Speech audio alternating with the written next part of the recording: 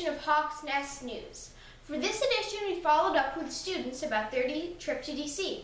We also talked to the directors of Some Pig and Mamma Mia. And for this week's profile, we focused on Julia and Gina, our amazing former custodians. We hope you enjoy this edition of Hawk's Nest News. Students 7 through 12 visited Washington, D.C. in late March. We spoke with students about their experience on their educational adventure. What was your favorite part of the D.C. trip? My favorite part was probably going to all the museums and also exploring Georgetown and going bowling. My favorite part was going to see Grease the Musical at Ford's Theater. My favorite part was probably the food truck run. We got to see a whole bunch of different foods, try a bunch of different foods. How did the trip live up to your expectations? It was really fun to get to be in DC with my friends, and we were there when the cherry blossoms were blooming really nicely, so that was really cool. I think it went really well. We had a lot of plans going in, but plans ended up changing after we went to the Capitol. We saw Shelley Pingree, and she gave us a few tickets, so we had to go do other stuff too, so that was pretty fun.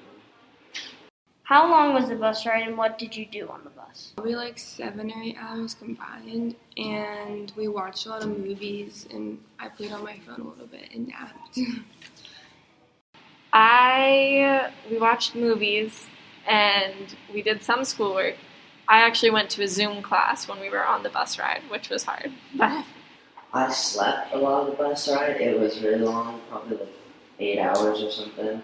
We saw a lot of cool views off of the bus when we were going over some of the bridges. Like we saw New York City, and we saw on one of the stops we saw a bunch of military trucks. What are some other things you did in DC? We did a lot of things. We went to a bunch of the museums, and we saw all the monuments. We did a night tour of the monuments, which was really cool because they were all there.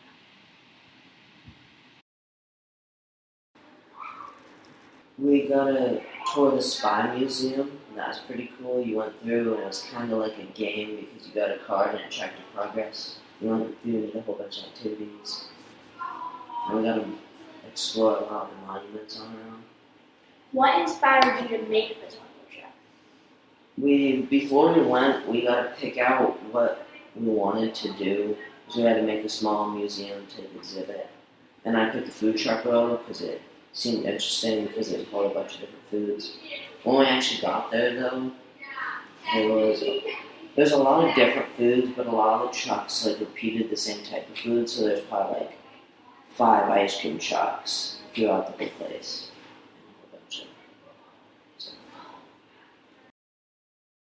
Here at NHCS, we always have a form of spring theater, whether a musical or playwriting festival. This spring, our Reader's Theater production of Charlotte's Web was adapted and directed by Kate Quinn. A musical, Mamma Mia, is being directed by Courtney Naliboff. Our reporters spoke with both of these directors. How long did it take you to get the final product? About 4 years. Wow. Yeah. What I worked on it a long time. What is your process for making Reader's Theater scripts? We had 2 different ways. One Reader's Theater we had people write the script. So they all had to research their character, because we did it on the Titanic. So they picked a character from Titanic and they had to research that and write a story about it. The other one, the last one we did, I just took the book and cut out all the stuff that I didn't want people to say and left, the core of the story. That's cool. How many Reader's Theater pieces have you done? Well, we've done 2 Voices from the Past. We did Titanic. We've done Bull Run. I believe we did that one twice. We did Sweet Masters, Good Ladies, Sweet Masters, Good Masters, Sweet Ladies. That was one written specifically for Reader's Theater. We did the Titanic. We've done Charlotte's Web. So how many is that? 1, 2, 3, 4, 5, 6, 7. At least 7. 7, but you've done one of them twice. We did Bull Run twice, and I think I counted that in. So That's a lot. That is a lot, yeah. Well, thank you. You're welcome. I understand you are directing Mamma Mia. Is it a musical? It is a musical. What's your favorite song? My favorite song is Does Your Mother Know? It's really fun to play. When is the show? Show will go up May 20th to 22nd. What do you do to prepare for the shows? So we auditioned actors in March. I had everybody who was interested in being in the show come in, learn a song, and then pair up and read a scene. So from that information, I was able to cast all the actors.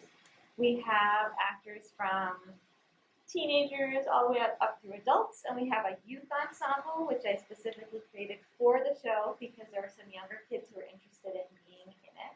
So we started rehearsing a little while after auditions, and we've learned most of the songs, read through the show, and now we're at the point where we're doing blocking, which means we're determining where the actors are going to be on the stage for different scenes. Why did you choose to do this musical? I had a student who was very interested in this show specifically, and as it was going to be her last opportunity to be in a musical before she graduates, I figured I would cater to her interests.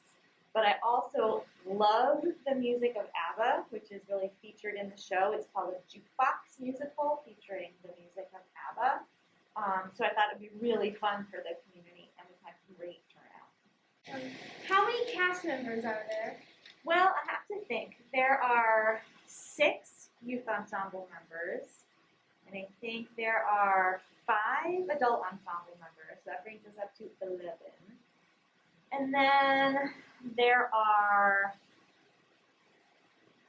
9, 3 dads, Donna and the Dynamos, that's another 6, Sophie and her friends, and then Eddie, Pepper, and Sky. So that's 12 sort of main characters. So definitely around 25 actors involved. Is there anything else you'd like to say about this musical? Well, the point of live theater is to perform in front of an audience. So we really hope that we'll have great turnout for the performances. Everyone's working really hard, and it's very special to have people singing together after not really being able to do that for so long. Well, thank you. Thanks, Elsie. One of our reporters interviewed Gina and her assistant Julia about their roles at the school. For the past 2.5 years, Gina has been cleaning the school and Julia has been working at the school for about 2 years. They have been doing a great job. Sadly, Gina is leaving on Friday. We wish her well. When did you start working at the school?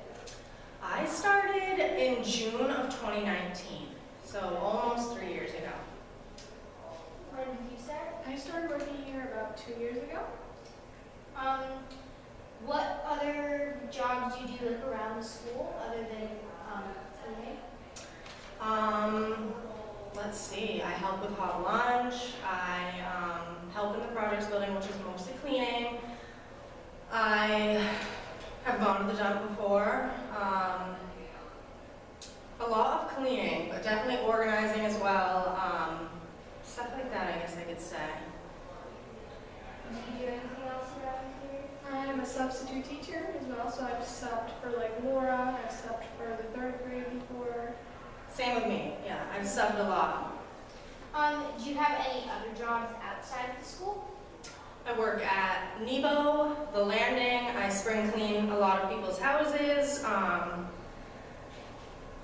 I have lobstered before, yeah, things like that.